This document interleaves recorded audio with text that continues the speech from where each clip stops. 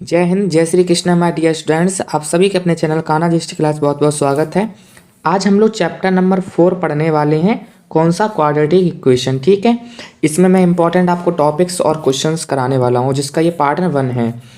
और मैं आपको बता दूँ, ये चैप्टर काफ़ी इंपॉर्टेंट हो जाता है क्योंकि यहाँ से क्वेश्चंस काफ़ी सारे आते हैं। ठीक है, तो बिल्कुल मिस नहीं करना है, पूरे वीडियो को देखना है। मैं कोशिश करूँगा कि मैं 2 ही वीडियो में इस चैप्टर को कंप्लीट करा दूँ। ज़्यादा इसमें एक्सरसाइजेस भी नहीं है। एनसीईआरटी की अगर बुक देखो आप तो, और मैं सारे क्वेश्चंस नहीं करवाता हूँ। मुझे जो इंपॉर्टेंट लगते हैं या मुझे लगता है कि इसको आपको करना चाहिए, मैं केवल वही क्वेश्चंस कराता हूँ। एक बात और मैं आपको बता दूँ कि आपको इसकी पीडीएफ फाइल, जो अभी आज मैं क्वेश्चन कराने वाला हूँ, इनकी पीडीएफ फाइल आपको टेलीग्राम चैनल पर मिल जाएगी। तो आप जल्दी जा करके टेलीग्राम चैनल को भी ज्वाइन कर लीजिए। आपको टेलीग्राम में जा करके सर्च करना है कान्हा जी स्टडी क्लासेस। ठीक है, कान्हा जी स्टडी क्लासेस, और वहाँ पर आपको 2 चैनल दिखाई देंगे। मेरा पहले वाला चैनल होगा, फर्स्ट वाला। ठीक है, लोगो आप देख लो, जैसा मेरे चैनल का लोगो है वैसा ही वहाँ पर भी होगा। ठीक है, तो जा करके उसको ज्वाइन कर लेना। वहाँ पे ढेर सारी पीडीएफ फाइल मैंने ऑलरेडी प्रोवाइड करा दी और आगे भी आपको मिलती रहेंगी। डीपीपी, पीवाईक्यू वगैरह सारी की पीडीएफ फाइल वहीं पे आपको मिलती रहेंगी। ठीक है, तो चलिए आज का अपना टॉपिक स्टार्ट करते हैं। सबसे पहले समझ लेते हैं क्वाड्रेटिक इक्वेशन होता क्या है। ठीक है, क्वाड्रेटिक इक्वेशन, देखो इसके बारे में थोड़ा बहुत आपको पता होगा ही, और मान के चलिए अगर आपको नहीं भी पता तो आज पता चल जाएगा। अच्छा, मैंने आपको इक्वेशन के बारे में पिछले चैप्टर में बताया था, इक्वेशन के बारे में, और इसके बारे में बहुत अच्छे से मैंने बताया था। पूरा एक वीडियो मैंने इसी पे बनाया था, जहाँ मैंने आपको अच्छे समझाया था quadratic equation, linear equation, cubic equation क्या होता है। ठीक है, और इक्वेशन के बारे में भी बहुत अच्छे समझाया था, पर यहाँ पर भी थोड़ा सा जान लो। अगर आपने पिछले वाला वीडियो नहीं देखा, पिछले वाला चैप्टर नंबर 3 आपने कंप्लीट नहीं किया, तो वो भी कर लेना, बहुत ज़रूरी चैप्टर है वो। ठीक है, आपने चैप्टर नंबर 3 में लीनियर इक्वेशन पढ़ा है। ओके, कौन सा चैप्टर पढ़ा है आपने? Linear equation. और लीनियर इक्वेशन का मतलब होता है जिसकी डिग्री होती है 1।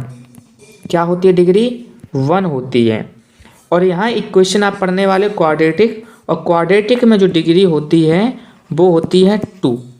कितनी डिग्री होती है? 2 डिग्री होती है। ठीक है, अब ये डिग्री क्या है? तो मैंने आपको बताया था, कोई भी एक इक्वेशन हो, कोई भी एक अलजेब्रा एक्सप्रेशन हो, मान के चलिए ऐसा मैं कुछ लिख देता हूँ, कोई भी हो, कितने वेरिएबल का हो, उसमें जो हाईएस्ट पावर आपको दिखाई दे रही हो, highest power of equation is called degree. तो यहाँ पर अगर आप हाईएस्ट पावर देखो तो कितना दिखाई दे रहा है? 3। तो इसलिए इसकी डिग्री कितनी होगी? इस इक्वेशन की डिग्री कितनी होगी? 3 होगी। मान के चलिए मैं इस 3 को ख़त्म कर देता तो फिर इसकी डिग्री कितनी होती? 2 होती। ठीक है, और अगर मान के चलिए मैं इसको भी ख़त्म कर देता तो फिर इसकी डिग्री कितनी होती? तो इसकी डिग्री फिर हो जाती 1। ओके, और डिग्री के अकॉर्डिंग ही इक्वेशंस के नाम रखे गए। ठीक है, अगर आपकी डिग्री 1 है, इक्वेशन की डिग्री 1 है, तो लीनियर बोला गया। क्या कहा गया? लीनियर। अगर डिग्री 2 है तो उसे क्वाड्रेटिक बोला गया, क्वाड्रेटिक। अगर डिग्री 3 है तो उसे क्यूबिक बोला गया। ठीक है, तो इस तरह से इनको क्या किया गया? इनको अलग अलग डिवाइड किया गया है। आपने डिग्री 1 की लीनियर इक्वेशन को तो पढ़ ही लिया है। आज हम लोग क्वाड्रेटिक इक्वेशन को पढ़ने वाले हैं। तो इतना तो आपको क्लियर हो गया कि इसमें डिग्री क्या होती है? 2 होती है। ठीक है, अब एक एग्जाम्पल के थ्रू समझ लेते हैं। जैसे कि मैंने लिखा 2x² + 5x + 3 = 0। तो यहाँ पर अगर आप नोट करो तो इसकी डिग्री कितनी है? 2 है। तो इसलिए कौन सा इक्वेशन है? क्वाड्रेटिक इक्वेशन है। ठीक है, अच्छा मैंने जैसे एक और लिखा है इक्वेशन, x + 3 x - 2 = 0। क्या ये क्वाड्रेटिक इक्वेशन है? तो अभी आपको बता पाना मुश्किल है भाई, क्योंकि अभी तो आपको डिग्री 1 दिख रही है ना। वेरिएबल की जो डिग्री है वो कितनी दिख रही है? 1। तो लेकिन ये अभी सही फॉर्म में नहीं है, तो अभी हम कुछ नहीं कह सकते। तो इससे पहले सॉल्व करेंगे। तो x का x में मल्टीप्लाई x²। ठीक है, फिर x का 2 में होगा तो -2x, 3 का x में होगा तो +3x, और फिर 3 का -2 में होगा 6 = 0। यहाँ से x² जैसा है वैसा ही बना रहेगा। इन दो को सॉल्व करेंगे तो प्लस का x बचेगा और माइनस का 6 = 0। अब देखो ध्यान से, तो यहाँ पर आपको क्या दिख रहा है? डिग्री 2 दिख रही है। इसका मतलब ये कौन सा इक्वेशन है? क्वाड्रेटिक इक्वेशन है। ठीक है, कौन सा इक्वेशन है, क्वाड्रेटिक इक्वेशन है। इतनी बात आपको क्लियर हुई। अब ये जान लेते हैं क्वाड्रेटिक इक्वेशन को पहचानने का सबसे सिंपल तरीका क्या है, कैसे जानेंगे कोई क्वाड्रेटिक इक्वेशन है। तो इसका एक स्टैंडर्ड फॉर्म होता है। क्या होता है, इसका एक स्टैंडर्ड फॉर्म होता है, उसको आप देख लो तो आप जान जाओगे कोई इक्वेशन क्वाड्रेटिक इक्वेशन है या फिर नहीं है। तो इसका स्टैंडर्ड फॉर्म होता है ax² + bx + c, ठीक है, जिसमें पहला जो आपका आएगा x या कोई भी वेरिएबल आएगा उसके ऊपर स्क्वायर होगा, उसका ये जो a है वो कोफिशिएंट है, फिर उसके बाद आता है उसका सिंगल पावर वाला, ठीक है, और ये क्या है आपका, ये भी आपका कोफिशिएंट है x का, और ये c जो होता है ये क्या होता है, कांस्टेंट होता है, कांस्टेंट होता है, ठीक है, और इक्वल में होता है इसके 0। तो ये होता है इसका एक जनरल या स्टैंडर्ड फॉर्म किसका, क्वाड्रेटिक इक्वेशन का, ठीक है, ये है क्वाड्रेटिक इक्वेशन का जनरल फॉर्म या स्टैंडर्ड फॉर्म। अब थोड़ा बहुत और जान लेते हैं क्वाड्रेटिक इक्वेशन के बारे में। तो यहाँ पर हम क्वाड्रेटिक इक्वेशन के बारे में थोड़ा बहुत और जानेंगे। देखिए, in general a real number is alpha, ठीक है, अगर कोई मान चलिए कि रियल नंबर अल्फा है, is called a root of the quadratic equation. देखो क्वाड्रेटिक इक्वेशन तो आप जान गए क्या होता है, अब जानो कि रूट क्या होता है। अब क्या जानने वाले हो आप, रूट क्या होता है, ठीक है। क्वाड्रेटिक इक्वेशन में रूट कौन सी चिड़िया का नाम है। तो कोई एक रियल नंबर अल्फा है जो क्वाड्रेटिक इक्वेशन का रूट कहा जाएगा अगर ax² + bx + c = 0। ये क्या एक स्टैंडर्ड फॉर्म है किसका, क्वाड्रेटिक इक्वेशन का। a ≠ 0, जहाँ पर a 0 के इक्वल ना हो, और α² + b अल्फ़ा, ठीक है, + c = 0 हो, तो we also say that x जो होगा वो क्या होगा, अल्फ़ा होगा, is a solution of the quadratic equation, और that alpha satisfy the quadratic equation. अब आप कहोगे सर ये क्या था, कुछ भी समझ में नहीं आया, इससे तो अच्छा मैं बुक से देख लेता, कुछ पढ़ नहीं पढ़ा, ओके कोई बात नहीं, अभी पढ़ ले पड़ेगा, चिंता क्यों करते हो। देखो इन्होंने क्या कहा, देखो इन्होंने कहा कि ax² + bx + c = 0। एक क्या है, ये एक स्टैंडर्ड फॉर्म है। मान चलिए स्टैंडर्ड फॉर्म ना बोल के ये कह देते हैं कि एक इक्वेशन है, क्वाड्रेटिक इक्वेशन है, ठीक है। इसमें मैंने क्या किया, x की वैल्यू मैंने अल्फ़ा रखी, ठीक है, x की वैल्यू मैंने क्या रखी, अल्फ़ा पुट की मैंने, ठीक है। अब यहाँ पर जब मैंने अल्फ़ा पुट किया तो a × α² होगा प्लस b × अल्फ़ा होगा और प्लस में c होगा, और जब मैं इसको सॉल्व करूं तो इक्वल में आ जाए 0, इक्वल में क्या आ जाए, 0 आ जाए, तो मैं ये कहूँगा कि जो x की वैल्यू है वो क्या है, अल्फ़ा है, और अल्फ़ा ये जो अल्फ़ा ये रूट है, ये रूट है इस इक्वेशन का, क्या है, ये रूट है। कम समझ में आया, एक एग्जाम्पल से समझो आपको आ जाएगा। मान के चलिए एक इक्वेशन है 2x², ठीक है, 2x², और यहाँ पे ले लें प्लस में 2x, और यहाँ पे कितना ले लें, नहीं यहाँ पे 2 ना लो, यहाँ पे ले ले रहे 3 ले लो, ठीक है, और यहाँ पर हमने ले लिया -5 = 0। ये इक्वेशन ले ली मैंने, ठीक है, ये क्या आपकी एक क्वाड्रेटिक इक्वेशन है। अब बस समझना, अब मैं क्या करूं, यहाँ पर इस इक्वेशन में x की वैल्यू मैंने 1 पुट की, x की वैल्यू कितनी पुट की मैंने, 1 पुट की। तो देखना ध्यान से क्या होगा, यहाँ मैं x की वैल्यू 1 पुट कर रहा हूँ, तो 2 × x की वैल्यू मैंने 1 पुट की और इसका स्क्वायर हो जाएगा, प्लस 3 × 1 मैंने पुट किया -5। 1 का स्क्वायर 1 होता है, 1 का 2 में मल्टीप्लाई होगा तो कितना हो जाएगा, 2 हो जाएगा, ठीक है, कितना हो जाएगा 2, प्लस 3 बन जाए कितना होता है 3, और माइनस का कितना 5, ठीक है। अभी इक्वल में 0 मत लिखो क्योंकि अभी तो हम सॉल्व कर रहे हैं, इक्वल में 0 तो हमें लाना है, ठीक है। तो देखो ध्यान से, अब यहाँ ध्यान से देखना, तो ये 2 और 3 ऐड हो जाएगा, ये 2 और 3 क्या हो जाएगा, ऐड हो जाएगा, तो कितना हो गया 5, और ये पहले से भी -5 लिखा, तो कट के कितना आंसर आया, 0 आ गया। तो जब मैंने x की वैल्यू 1 रखी तब इस इक्वेशन की वैल्यू कितनी आ गई, 0 आ गई। तो इसका मतलब ये जो 1 है ये रूट होगा इस इक्वेशन का, क्या होगा, रूट होगा। ये 1 जो है रूट होगा इस इक्वेशन का, या दूसरी लैंग्वेज में कहेंगे कि ये 1 सॉल्यूशन होगा इस इक्वेशन का। 1 क्या होगा, सॉल्यूशन होगा इस इक्वेशन का। बात समझे? यानी कि जब हम 1 रखेंगे इस इक्वेशन में तो इसका आंसर 0 आएगा। कितना आंसर आएगा, 0 आएगा। ये इसका मतलब होता है। और यही बात इन्होंने कही थी कि अगर x इक्वल अल्फा आ जाता है तो एक सॉल्यूशन होगा क्वाड्रेटिक इक्वेशन का, जो अल्फा सेटिस्फाई करेगा क्वाड्रेटिक इक्वेशन को। सेटिस्फाई मतलब उसकी आंसर, अब देखो जरूरी नहीं कि यहाँ पे 0 ही आए। एक बात और सुन लो ध्यान से, जरूरी नहीं यहाँ पे 0 आए। यहाँ पे इक्वल में जो भी चीज़ पहले से लिखी होगी वही चीज़ आ जाए तो समझो आपका आंसर क्या है, सही है। आपका जो इक्वेशन बन रहा है वो आपको सेटिस्फाई कर रहा है, जो भी आपने अल्फा x की वैल्यू रखी है। ठीक है, मान के चलिए मैं कुछ और लिख देता। हालांकि देखो, हालांकि एक और बात होती है कि जो क्वाड्रेटिक इक्वेशन होता है इसमें इक्वल में 0 ही होता है, क्योंकि ये स्टैंडर्ड फॉर्म में 0 लिखा गया है, इसलिए मैंने 0 रखा था। पर अगर मान के चलो कुछ और लिखा है इक्वल में और सेटिस्फाई करता है वही चीज़, तो वो अल्फा जो भी x की वैल्यू है वो उसको क्या करेगा, उसका सॉल्यूशन होगा। ठीक है, थोड़ा बहुत समझ में आ ही गया होगा मेरे हिसाब से। बाकी अगर कुछ गड़बड़ है तो अभी आगे धीरे धीरे सब समझ में आ जाएगा। अब एक चीज़ और जान लो, जैसे अभी मैंने इक्वेशन लिखा था 2x² प्लस का 3x माइनस का 5 इक्वल 0। जहाँ आपने ये देखा कि x की वैल्यू मैंने 1 रखी है तो ये सेटिस्फाई हो गया था, है ना। x की वैल्यू 1 रखने पे क्या हो गया था, ये सेटिस्फाई हो गया था। एक बात याद रखना कि क्वाड्रेटिक इक्वेशन के 2 सॉल्यूशन होते हैं। क्वाड्रेटिक इक्वेशन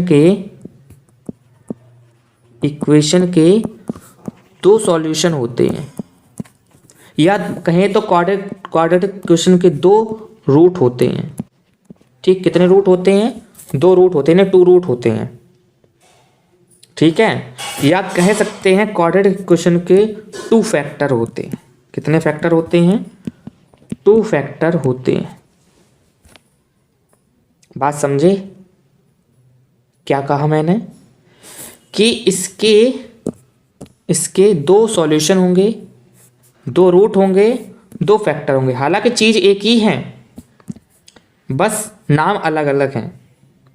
आपको सबसे पहले रूट मिलेगा, उस रूट का मतलब उसके 2 सॉल्यूशन हैं, और वो सॉल्यूशन वहीं पे सॉल्व होगा जहाँ का रूट होगा। मतलब कि अगर x की वैल्यू 1 आई है तो ये क्या है, एक रूट है किसका, इस इक्वेशन का।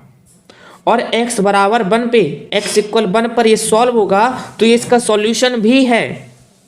और अगर मैं x इक्वल 1 लिखा है और 1 को ट्रांसफ़र कर दूं x के साइड में तो x माइनस इक्वल 0 हो जाएगा।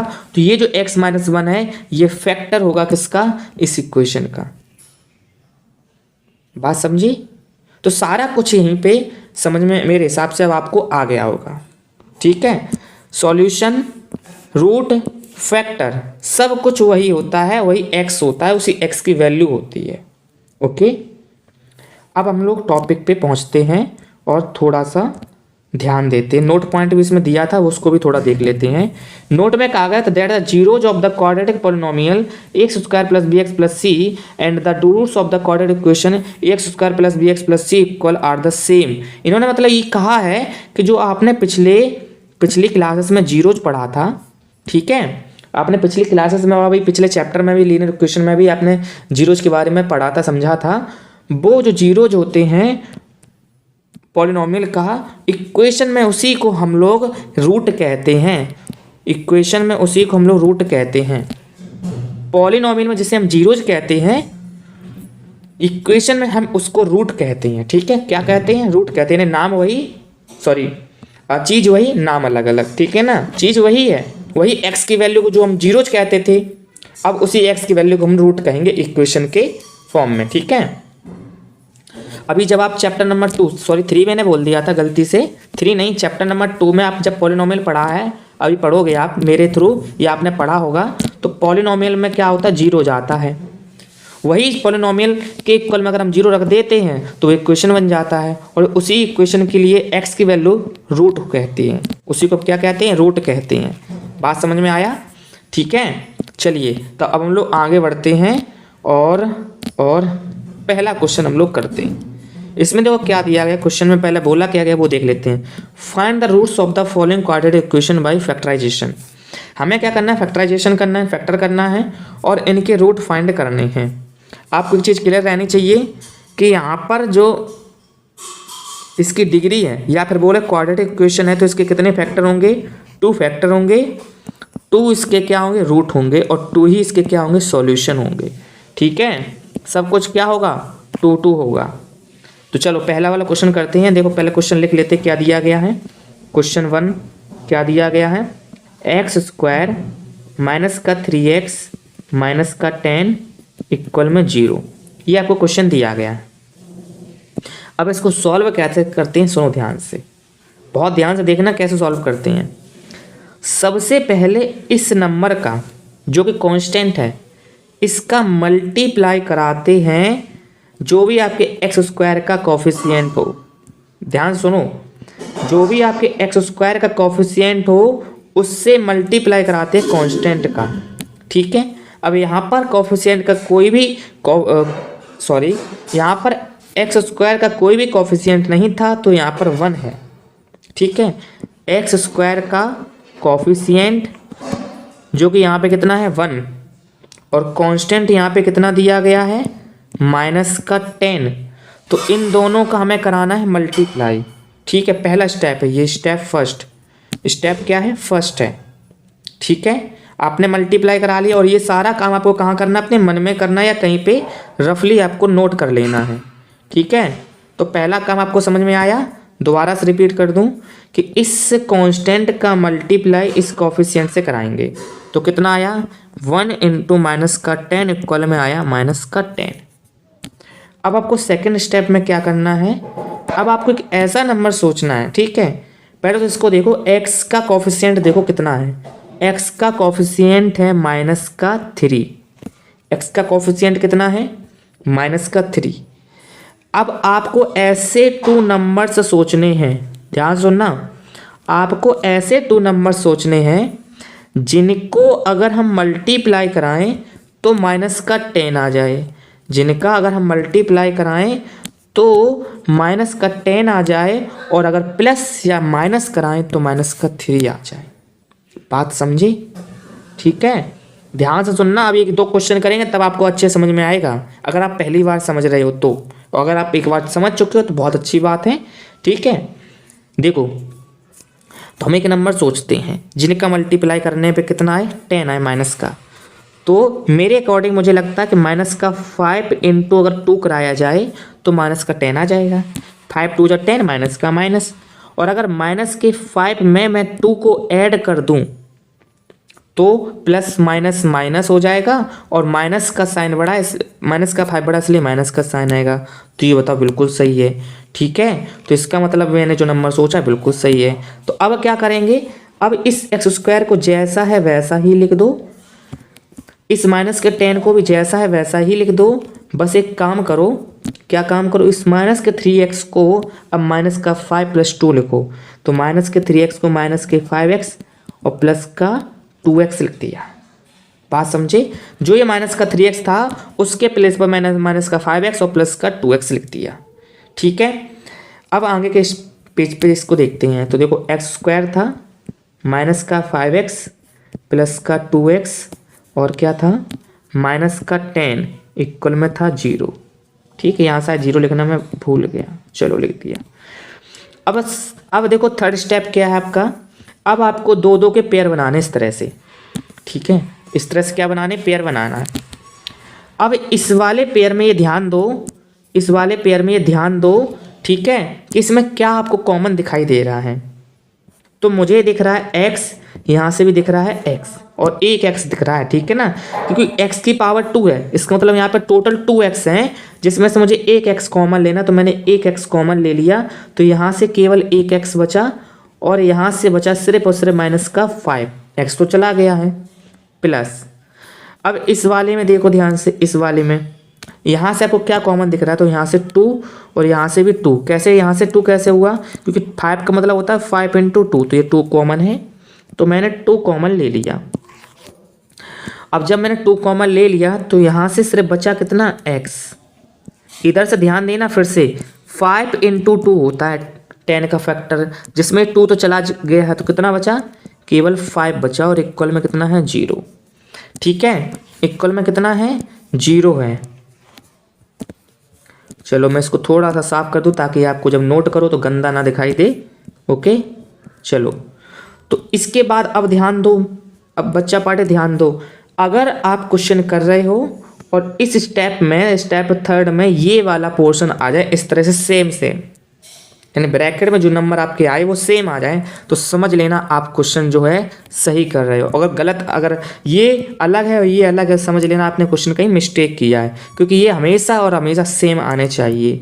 और जब ये आपके हमेशा सेम आ जाएं तो यहाँ ध्यान दो कितने टर्म हैं, तो यहाँ पर ध्यान दो 2 टर्म हैं, जिसमें से ये और ये आपको दिख रहा है कॉमन, तो इसको ले लो कॉमन।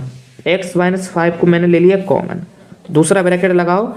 अब इस x - 5 में ये तो चला गया, इतना पोर्शन ये तो चला गया, कितना बचा, सिर्फ ये x बचा है, तो मैंने इस x को लिखा।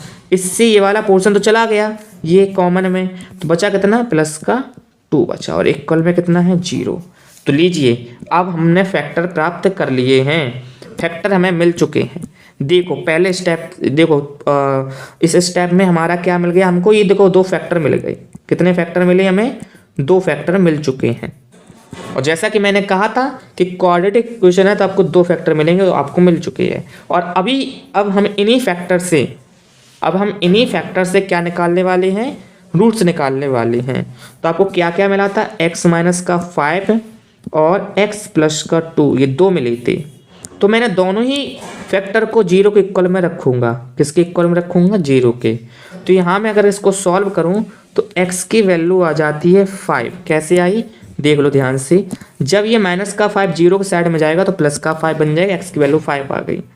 अगर मैं इसमें देखूँ तो ये 2 0 के साइड में जाएगा तो -2 हो जाएगा, तो x की वैल्यू आई -2।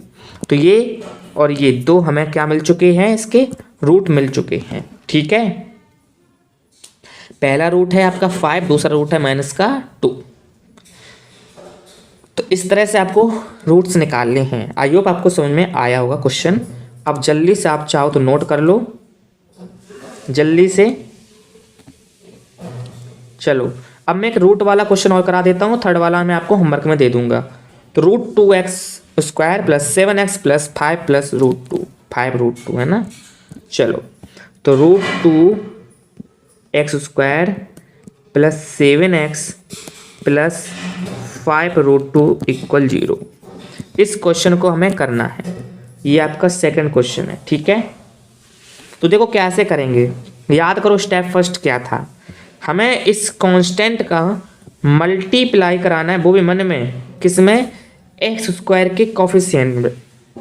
तो 5√2 था, इसका मल्टीप्लाई √2 में कराया, तो √2 का √2 में मल्टीप्लाई होता तो 2 हो जाता, तो 5 2 जा हो गया कितना, 10। यानी जब मल्टीप्लाई कराया तो हमारा आंसर आया 10। ठीक है, तो पहले चीज़ क्लियर हो गई कि हमारा मल्टीप्लाई कराने पे 10 आ रहा है। कितना आ रहा है, 10। यहाँ पे x का कोफिशिएंट देखो कितना है, 7 है, वो भी प्लस का, तो यहाँ पे हमने लिख दिया 7। अब हमारा काम क्या है, एक ऐसा नंबर सोचना जिनका अगर हम मल्टीप्लाई कराएं तो 10 आ जाए, और जिनको अगर हम प्लस या माइनस कराएं तो 7 आ जाए।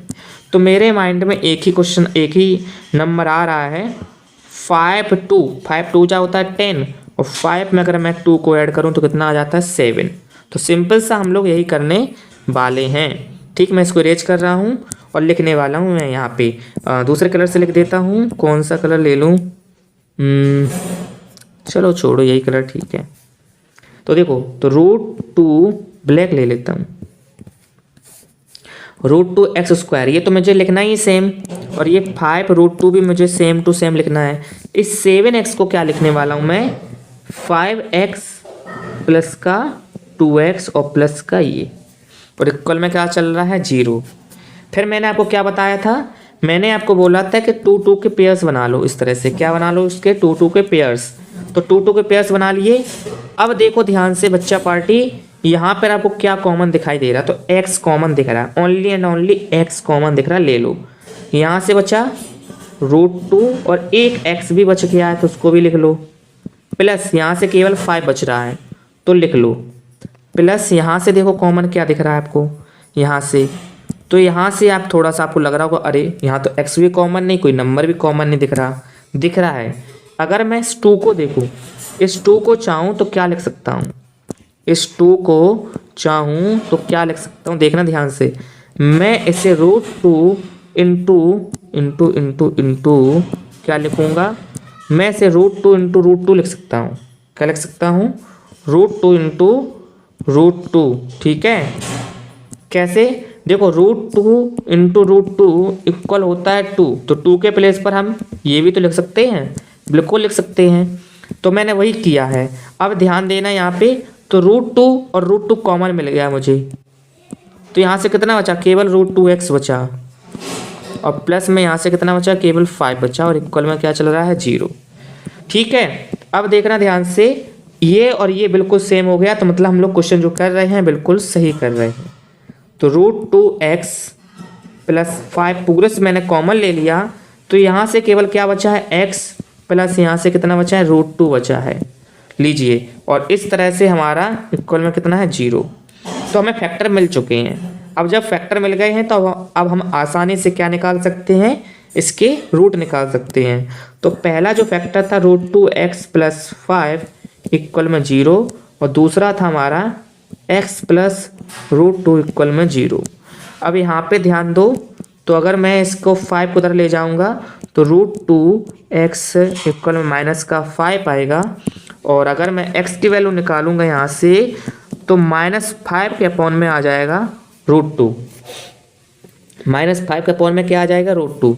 इस तरह से यहाँ पे देखो तो x की वैल्यू सीधा सीधा क्या आएगी, माइनस का √2 आ जाएगी। तो ये एक x की वैल्यू हो गई और ये एक x की वैल्यू हो गई। तो इस तरह से हमारे दो क्या निकल के आ जाते हैं, रूट निकल के आ जाते हैं। तो इस तरह से ये वाला भी क्वेश्चन आपको करना था, देख लो ध्यान से और स्क्रीनशॉट ले डालो। अब ये आपका लास्ट वाला क्वेश्चन बचा, ये आपका होमवर्क है, इसको आपको होमवर्क में करना है। अगर आप ये दो अच्छे समझे हो तो आपको ये क्वेश्चन आप आसानी से कर लोगे, बहुत कुछ कठिन नहीं है इसमें, ठीक है। और जब आप ये क्वेश्चन अच्छे से कर लो तो समझ लेना अब आप तैयार हो चुके हो। और ज़्यादा क्वेश्चन करना, आप अपनी बुक से क्वेश्चन करना, बाकी मैं जल्दी ही आपको उसकी DPP भी प्रोवाइड करा दूंगा, फिर उससे आप क्वेश्चन करना, ठीक है। अब हम लोग क्वेश्चन थोड़े से करते हैं प्रॉब्लम सॉल्विंग वाले, ओके। पहला क्वेश्चन जो आपको दिया जा रहा है, इस क्वेश्चन को मैं आपको बता दूं, इस क्वेश्चन में हमें सिर्फ इक्वेशन बनानी है। क्या बनाना है आपको, सिर्फ इक्वेशन बनानी है, तो इसको सॉल्व नहीं करना है, ठीक है। तो देख लेते हैं कैसे इक्वेशन को बनाते हैं। सबसे पहले क्वेश्चन को पढ़ते हैं बहुत ध्यान से।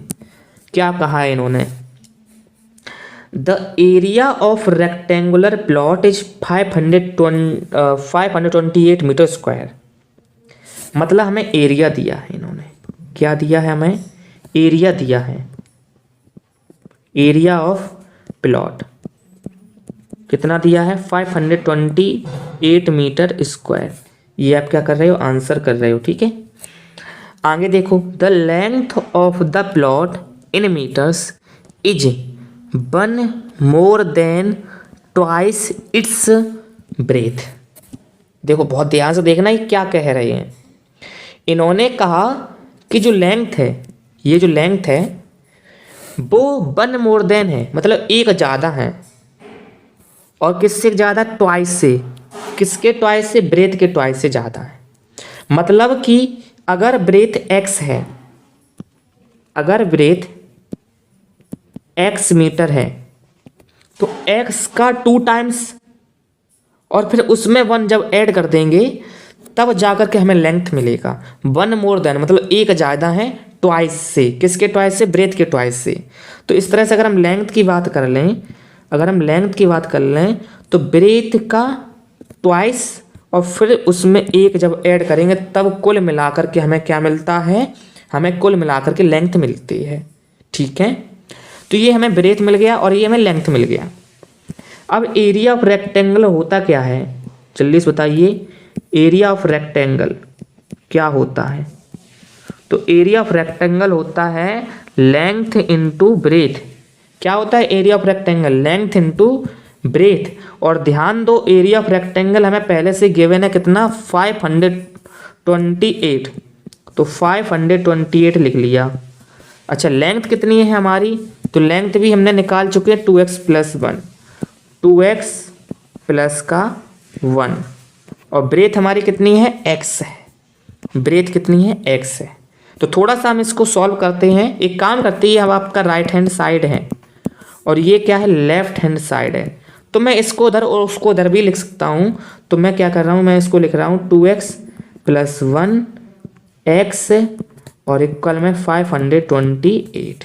ठीक है, ऐसे भी मैं लिख सकता हूँ, इसमें कोई प्रॉब्लम नहीं है। अब देखो इसको सॉल्व कर रहे हैं, तो कैसे सॉल्व करते ध्यान देना।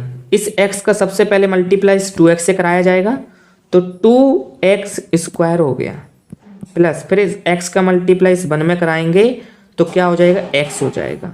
और ये जो 528 इक्वल में लिखा हुआ है।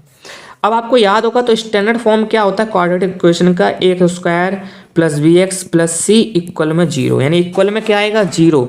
तो हमें अगर इक्वल में 0 लाना है तो 528 को ट्रांसफ़र करना होगा इस साइड में, ठीक है। और अभी क्योंकि ये प्लस में है तो इस साइड जब ये ट्रांसफ़र होगा तो किस में हो जाएगा माइनस में। तो अगर मैं फाइनल आंसर लिखूँ तो क्या आएगा 2x² + x माइनस के 528 इक्वल में 0। तो ये आपका आ जाता है आंसर, ठीक है। ये आपका क्या आ गया आंसर। देखो इसे सॉल्व नहीं करना है, फिर से सुन लो, क्योंकि ये आपका जिस एक्सरसाइज से दिया गया NCERT में ये 4.2 से है, 2 या 1 से है, ये 4.1 से है। आप चेक कर लेना। तो इसे सिर्फ और सिर्फ हमें क्या करना है, इसको इसकी इक्वेशन निकालनी है केवल, ठीक है। और अगर आप सॉल्व करना चाहो तो सॉल्व भी कर सकते हो, कोई प्रॉब्लम नहीं है।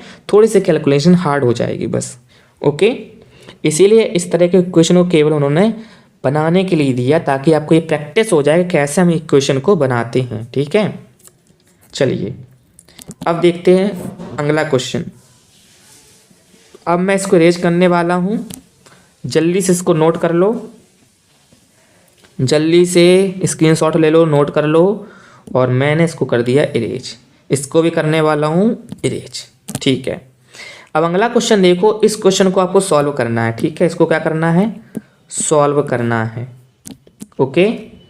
चलो देखते हैं, इसको सॉल्व करते हैं कैसे। देखो क्या लिखा है इसमें, एक cottage industry produce a certain number of pottery article in a day, ठीक है। एक इंडस्ट्री है जो हर रोज क्या करती है, आर्टिकल्स को बनाती है, ठीक है। It was observe on a particular day, उन्होंने एक दिन ऑब्जर्व किया क्या कि the cost of production of each article in rupee was 3 more than twice the number of articles produced on that day। इन्होंने क्या नोट किया है कि किसी दिन जितने आर्टिकल बने हैं उसके ट्वाइस से 3 ज़्यादा उसके प्राइस है, ठीक है। मतलब कि अगर मैं यहाँ पर लेट करूँ, let the number of article, मान के चलो x आर्टिकल बनते हैं किसी दिन पर्टिकुलर डे, मैं मान के चलता हूँ x आर्टिकल बने, तो उसका जो कॉस्ट होगा यानी कॉस्ट ऑफ आर्टिकल होगा वो क्या होगा, उस x का ट्वाइस, इन्होंने कहा उस नंबर का ट्वाइस से 3 मोर देन, मतलब 3 ज़्यादा, ये इसका कॉस्ट होगा, ठीक है। और इन्होंने कहा जो टोटल कॉस्ट है प्रोडक्शन का उस दिन वो 90 रुपये है, यहाँ पे रुपए का साइन हो रहा है, 90 रुपये है। तो हमें पता करना है नंबर ऑफ आर्टिकल और कॉस्ट को पता करना है। मतलब जो टोटल कॉस्ट उन्होंने दिया है वो कितना दिया है, टोटल कॉस्ट कितना रुपए दिया है, 90 रुपये दिया है, ठीक है, ओके। अब एक बात बताओ, सुनना ध्यान से, बहुत ध्यान से सुनना, ठीक है। कि मान चलिए आपके पास 10 पेन है, कितने पेन है 10, और हर एक पेन का 5 रुपये कॉस्ट है। मैं आपसे कहूँ टोटल रुपए बताओ तो आप क्या करोगे, 5 × 10 इक्वल में बोलोगे 50 रुपये, यही तो करोगे। तो वैसे ही इन्होंने कहा है किसी पर्टिकुलर डे x आर्टिकल बनाए जाते हैं और हर एक आर्टिकल का जो कॉस्ट है वो 2x + 3 है। तो टोटल कॉस्ट क्या होगा, तो टोटल कॉस्ट होगा 2x प्लस 3 इंटू में x, इंटू में क्या होगा x, और जिसका टोटल कॉस्ट उन्होंने ऑलरेडी दिया है कितना 90 रुपये। क्या दिया उन्होंने ऑलरेडी 90 रुपये दिया है। अब मैं अगर इसको सॉल्व करूं तो ध्यान देना ज़रा, अगर मैं इसको सॉल्व करूं तो यहाँ पर सबसे पहले x का मल्टीप्लाई 2x में होगा तो 2x स्क्वायर हो जाएगा, प्लस फिर x का 3 में होगा तो 3x हो जाएगा, इक्वल में कितना बचेगा 90। और हमें क्या करना है, इसको सॉल्व करना है। तो यहाँ पर हम क्या करेंगे 2x स्क्वायर प्लस में 3x, 90 को ट्रांसफ़र किया लेफ्ट हैंड साइड में तो इक्वल में बचा 0 और ये माइनस का 90 हो गया। अब आपको याद करो रूल क्या था कि इसका मल्टीप्लाई कराना है इसके कोफिशिएंट से, तो माइनस के 90 का मल्टीप्लाई 2 से किया तो माइनस का 180 आ गया। कितना आ गया, माइनस का 180 आ गया। अब ध्यान देना, और यहाँ पर जो x का कोफिशिएंट है वो है 3, कितना है 3। अब मतलब हमें एक ऐसा नंबर सोचना है जिसका मल्टीप्लाई कराने पे माइनस का 180 आए और प्लस या माइनस कराने पे हमें कितना मिले, केवल 3 मिले।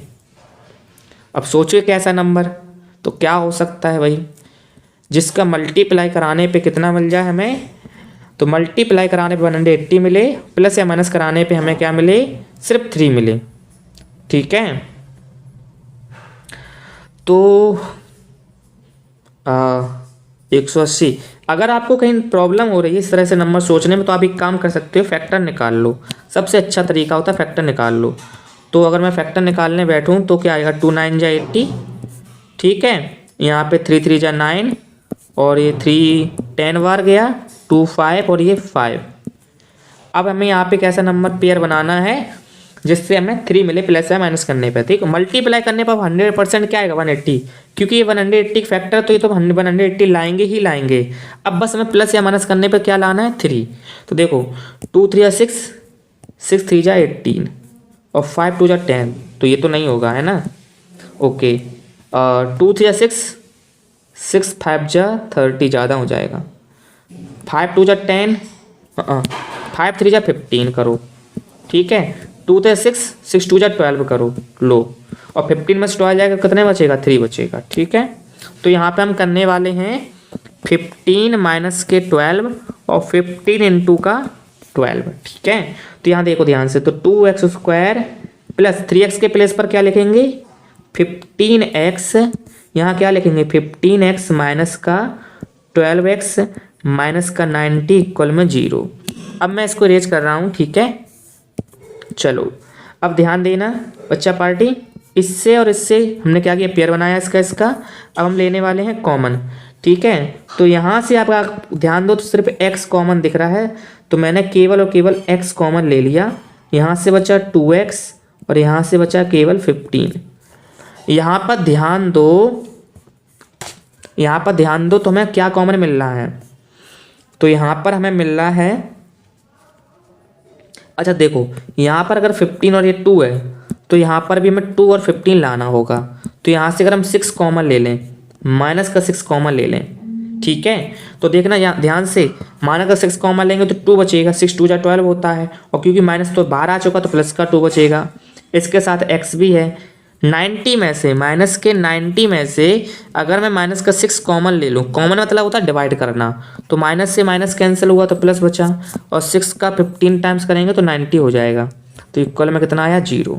तो इस तरह से ये हमने इसको किया, ठीक है। इसमें बहुत प्रैक्टिस करनी होती है बच्चा पार्टी, तो इसमें बहुत ध्यान देना है आपको, बहुत स्लोली आराम प्रैक्टिस करनी है, आप निकालना फैक्टर करना सीख जाओगे, ठीक है।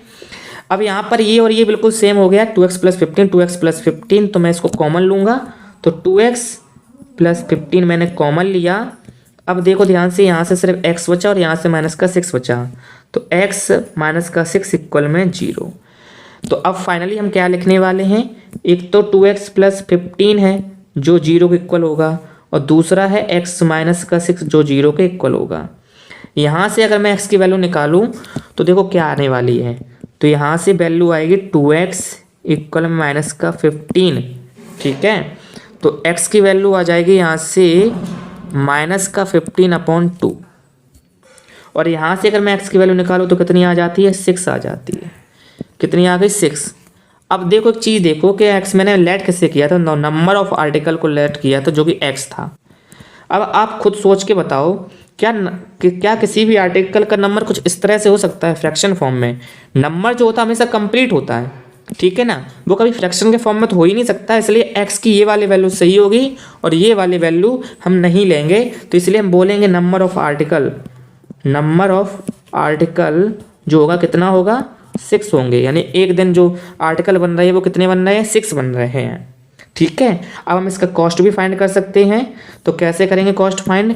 तो इन्होंने देखो कॉस्ट के लिए क्या हम लोगों का इक्वेशन बना था, कॉस्ट इक्वल 2x + 3 बना था, ठीक है। तो 2x की वैल्यू कितनी आई है, 6 और प्लस का 3, तो 6 2 12 + 3 यानी कि आंसर आया 15।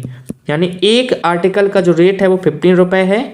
थोड़ा साफ लिख दूं, एक आर्टिकल का जो रेट है वो 15 रुपये है और आर्टिकल कितने हैं, 6 हैं, ठीक है। तो इस तरह से आपको क्वेश्चन को करना था।